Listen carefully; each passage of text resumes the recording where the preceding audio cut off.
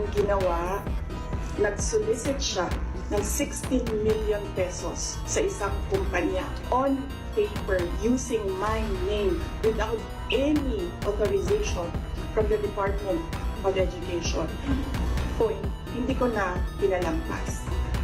Sinabihan na siya na there is loss of trust and confidence. And you should go.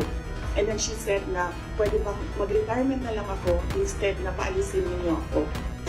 Ito ang wow trending. Tila ba bumaliktad ang istorya ng DepEd whistleblower kuno na si Aling Gloria Mercado Humawil. Si Aling Gloria ay ang dating Undersecretary ng Department of Education.